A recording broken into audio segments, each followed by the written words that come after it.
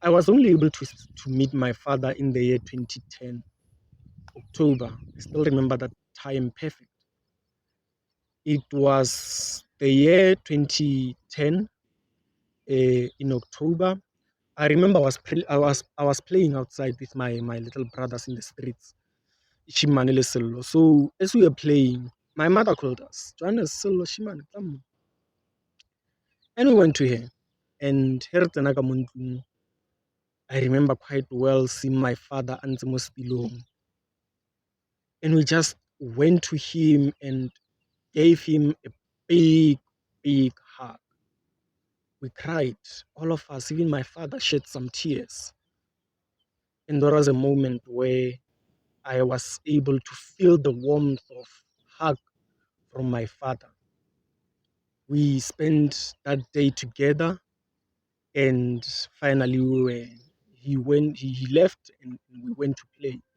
That day was one of the most beautiful days. Still remember playing with a big smile that today I saw my father. I even told my friends, Brett, saw my father, I was with my father. You know, like growing up without your father, and when you finally meet him, it becomes something that you can boost with, something to break with, especially being a kid. When you don't talk about papa. And so, like, when I finally met him, I boosted. And like, what if you feel and smiling, I got the Zimba, the biscuits, the sweets. And we were so happy. I remember again, we continued to talk in that time. We didn't have cell phones, so like we were using our cellphone ko hae ba radima re founela papa re bolela le yena, and he used to come a tlo re checka. You know, it was such a beautiful thing to finally have a father in my life after a very long time of growing up without a father. I remember I was 2010, I was doing grade 6, and 2013 December he called and said, I want to spend the Christmas holidays with you. And we went to him, we spent the Christmas holidays with him. And you know, like I remember as an as an elder brother, he used to call me Jonas. And I remember him saying this thing specifically. He said the following: Jonas, I wanna tell you, I wanna share with you everything as an elderly brother so that one day you can see the truth.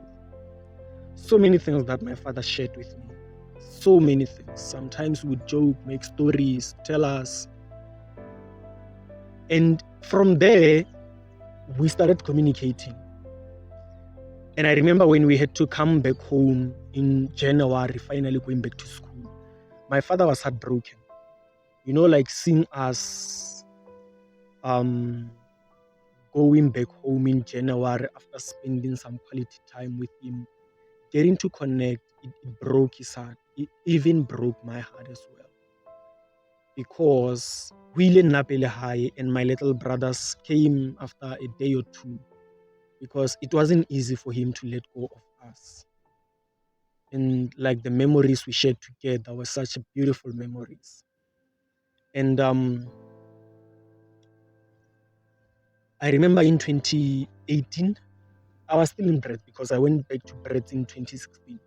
I went back to Brett to live in Brett. And 2018, January, February, I was still in communications with him. Unfortunately, my father was sick. I didn't know. He didn't tell me. I don't know the reason why.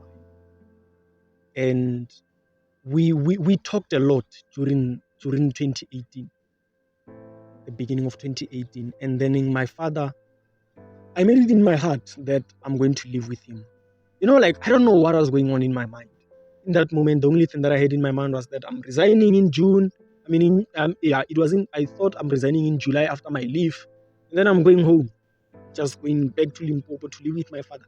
How I was gonna survive, I didn't know. Like it didn't even come across my mind to even think about all of those things. The only thing that was in my mind was that I'm going to live with my father. It was the only thing that I wanted in that moment. And I remember I was transferred to work in Rustenburg, so I was traveling between Brett and Rustenburg.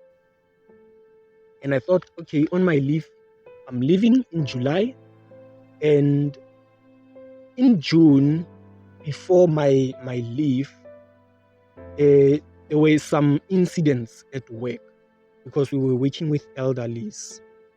Some others passed away, so like all of the workers had to be there. And so I went on my leave and came back.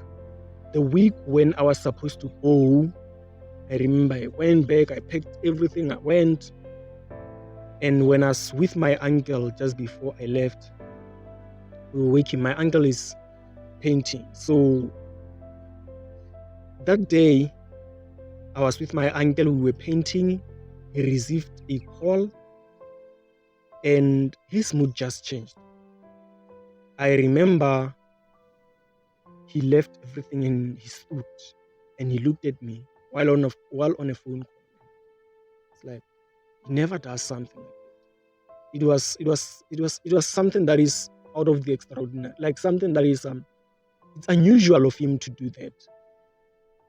And after he hung up a call, upon hanging up the call, he said, I remember this last words. It's a mood. And he said to me, Jonas, I want you to leave everything there. Leave the paintbrush, leave the paint, come here. He said, sit down. What's going on? I need to tell you something. And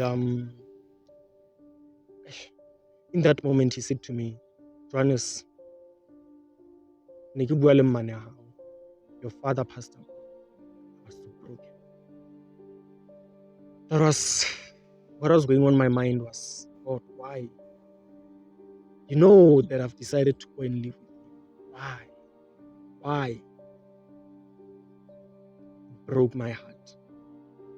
And I remember I was crying, cried so hard. I left a friend of mine, my late friend of mine, may his soul rest in peace. And then we talked, he comforted me. And you know, it's something speed. Yeah. I had to come back. Like I didn't really have the time to process and to grieve. And so like we buried him. I came to Limpopo, we buried him. And then I spent a whole month here before I went back. I just didn't have the time to process. It broke my heart. Because the only thing that was in my mind was, why this? Why now? I had a plan. And unfortunately, I didn't tell my father that I'm going to leave him.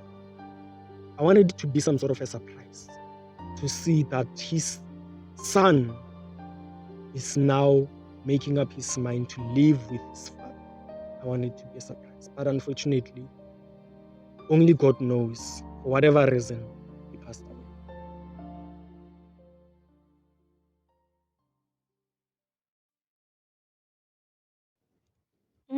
The problem or the major challenge ke bileng le yona, it was my behavior, especially around men. Ke developile some sort of hate goba ke re setenwa over them. Ke no ba fela pelo just here and there because I'd be like, "Ah, la la tshwana, you guys la tshwana." So in my relationships, like the relationships that I had, you know, but like too quick to judge. Portionyana enyane, it takes my mind back to the reality of this one man only ke mo tshepile mo bophelong ba ka gore, okay, if this one o kgone ho dira this and disappointed to this point, and then this one is doing something similar to that, it means o no tshwana. So this thing into hore ke be quick at giving up in relationships, into hore ke ska tšea banna serious. I'll say that I don't take men serious. And again, interle hore ke be le so many questions tse le horeng di a ntshwenya, like on my own he ke dutse, I'm always wondering, where did I go wrong? What happened?